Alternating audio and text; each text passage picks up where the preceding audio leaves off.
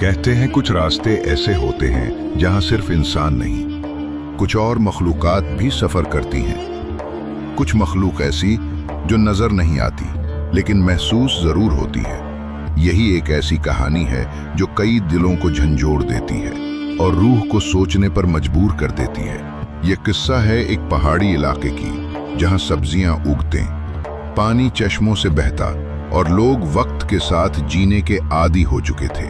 यहाँ हर सुबह की चहक, हर शाम की खामोशी में फितरत की गूंज होती थी, लेकिन कुछ खामोशियां चीखों से ज्यादा खौफनाक होती हैं। ये इलाका सतह जमीन पर तो पुरअमन लगता था, लेकिन इसके नीचे एक ऐसी हकीकत दबी थी जिसे जानने वाला हर शख्स या तो पागल हो गया या गुम।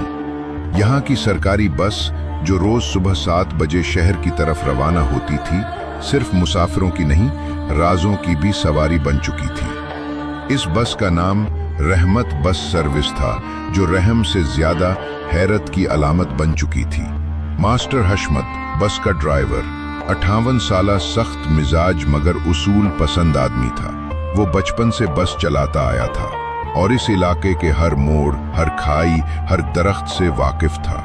वो सच बोलने वाला, इबादत गुजार और इंतहाई गैरतमंद शख्स था, लेकिन इसके चेहरे की दरारों में एक परेशानी छुपी थी जो वो किसी से कहता नहीं था। इसे अक्सर महसूस होता जैसे उसकी बस में कोई और भी सवार होता है, कोई ऐसा जो नजर नहीं आता मगर हर शय पर असरअंदाज होता है। कभी हारन खुद बखुद बजता, कभी खिड़की खुल जाती, कभी ब्रेक लग जाती और अक्सर मुसाफिरों की चीजें गुम हो जाती। एक दिन उसने बस के आईने में झांका तो एक लम्हे के लिए उसे एक अजीब सी परछाई नजर आई, जो अगले ही लम्हे गायब हो गई। ये वो दिन था जब शराफत जिन, एक शरारती, बदनाम और बेकाबू जिन, अपनी सजा के तौर पर उस बस में कैद कर दिया गया था। शराफत जिन का असल नाम जुहाक था, जो जिन्नात की दुनिया के एक ताकतवर कबीले का शहजादा था, मगर वो दूसरों को तकलीफ देकर खुशी महसूस करता, इंसानों को भटकाता, उनके राज चराता और खौफ फैलाता। आखिरकार उसकी नाफरमानी पर जिन्नात की अदालत ने उसे इंसानों के साथ कैद वक्त में डाल दिया।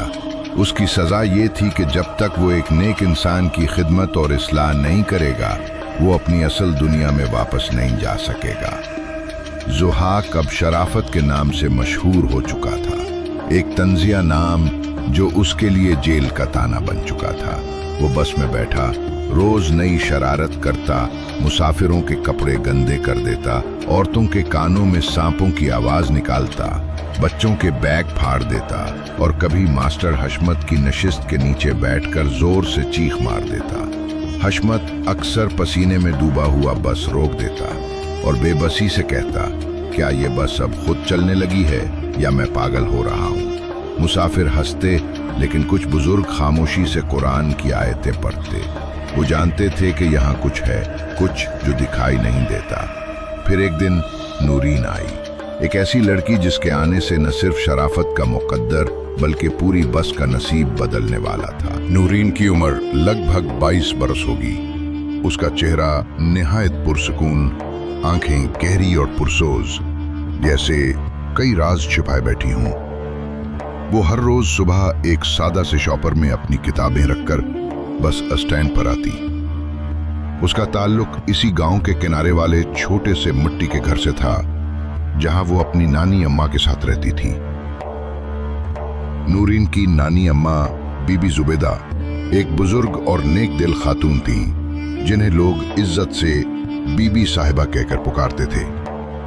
वो कुरान, वज़ाइफ और जिन्नात के मामलात में खास इल्म रखती थी। नूरीन ने बचपन से उनके पास बैठकर रूहानी किताबें पढ़ी, वजीफे याद किए और इंसानी दिलों की जबान सुनी। जब वो छोटी थी तो उसने खुद अपने कमरे में एक जिन की झलक देखी थी। बीबी साहिबा ने उसे फौरन एक तावीज पहनाया और उस दिन के बाद नूरीन ने महसूस किया कि वो दूसरों से मुख्तलिफ है। वो ऐसे एहसासात देखती और सुनती थी जो आम लोग नजरअंदाज कर देते थे। नूरीन का ख्वाब था कि वो शहर जाकर मजहबियात की तालीम हासिल करे, और फिर गांव की बच्चियों को खुद रूहानी तालीम दे। उसने नानी अम्मा से वादा किया था कि वो सिर्फ दुनियावी तालीम नहीं बल्कि इंसानों को अंदर से मजबूत करने वाला इल्म भी सीखेगी। उस दिन जब वो बस में बैठी, शराफत जिन ने फौरन उसकी मौजूदगी को महसूस किया। वो छत के करीब मौजूद तारों के बीच लिपटा हुआ था, जैसे कोई सांप शिकार को घूर रहा हो। ये कौन है? ये रोशनी सी कैसी है? उसने बड़बड़ाया। जैसे ही बस चली, शराफत ने हमेशा की तरह एक बच्ची के स्कूल बैग को हवा में उछाला, लेकिन बैग जैसे ही गिरा, नूरीन ने फौरन आंखें बंद की। कुछ जेरे लब पड़ा और बैग जमीन पर गिरने से चंद इंच पहले रुक गया, जैसे किसी नादीदा हाथ ने थाम लिया हो। शराफत चौंक गया। क्या ये लड़की मुझे देख सकती है या मेरी ताकत पर असर डाल रही है? उसने अगला वार किया। एक ज़ईफ खातून के कान में सरगोशी की।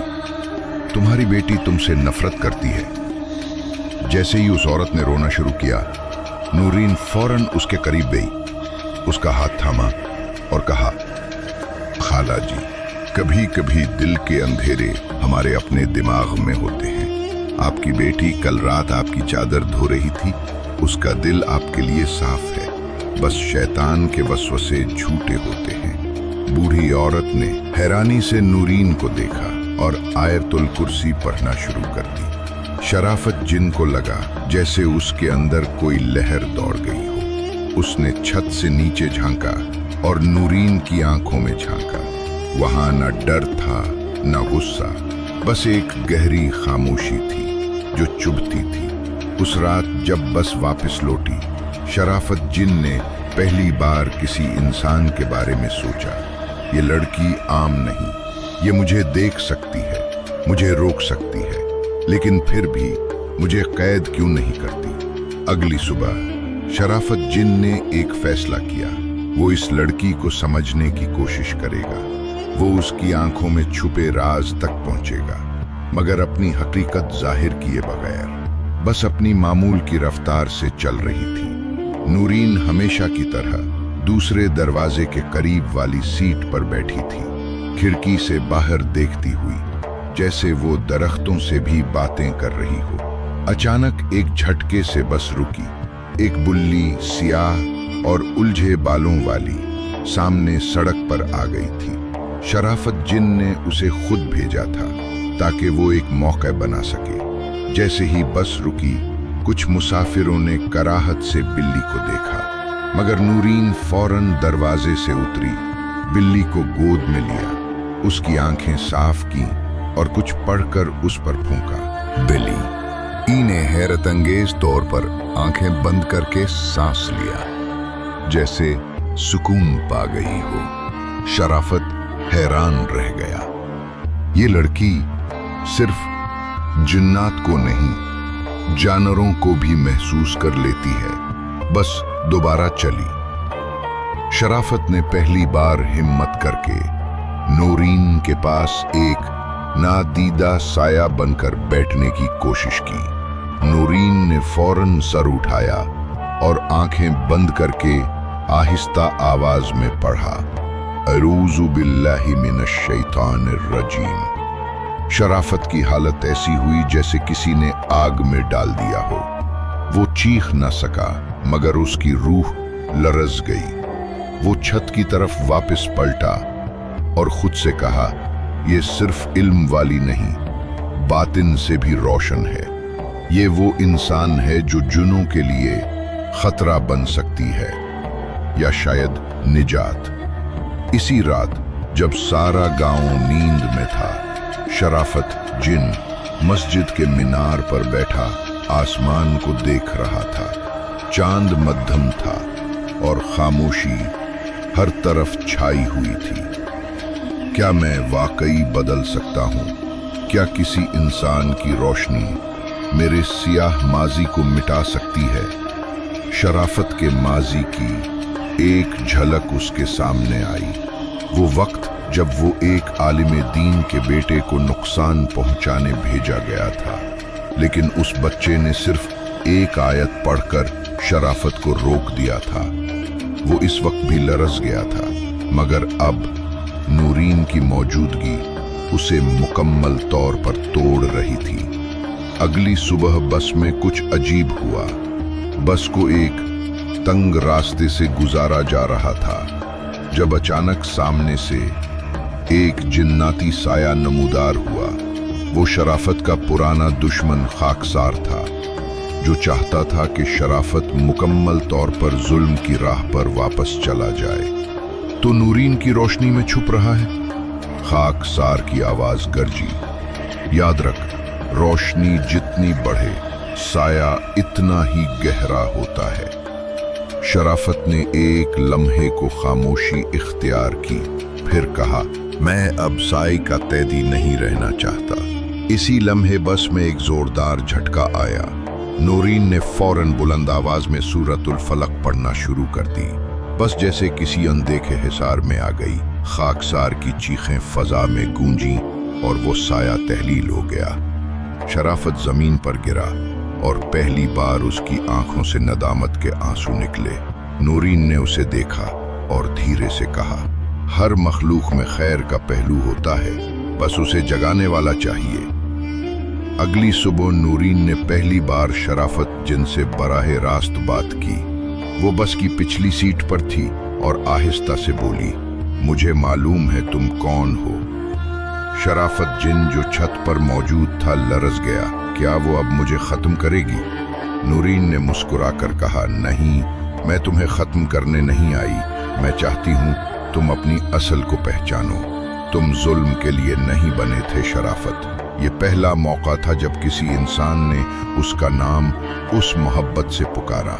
उस लम्हे कुछ टूटा नहीं, कुछ जुड़ गया। उसी दिन के बाद शराफत जिन ने अपने अंदर एक नई रोशनी महसूस की।